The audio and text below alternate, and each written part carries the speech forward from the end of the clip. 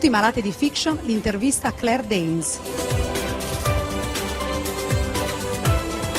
Temple Grandin, a strong woman and an important scientist affected by autism.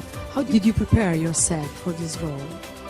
Well, it was a pretty extensive process. I first started with Temple's books, so I read those. I read books just on autism in general to get a sense of how the condition works.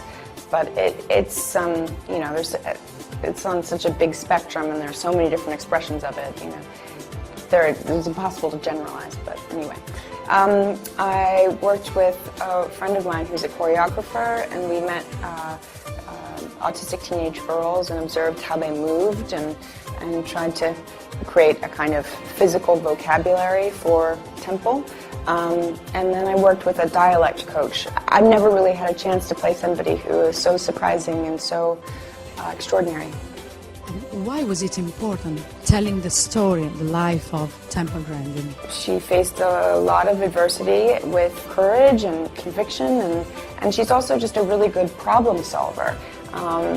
And a very kind of decent person, and all of that kind of came together and made her revolutionize people's way of thinking about autism and also the treatment of animals. So she's, you know, she's done plenty. She's done a lot more than I certainly ever will. Have you learned anything from Temple Grandin? I've been incredibly moved by her bravery, first and foremost, and also her imagination and her resourcefulness. And you know, but I admire those qualities so much, and hope that I could, you know, cultivate those same qualities in myself. But we're very different people, so and I have no grasp on the science part of it. You know, and that was all. I was just acting.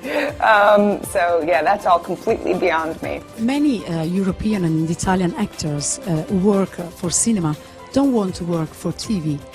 What do you think about it?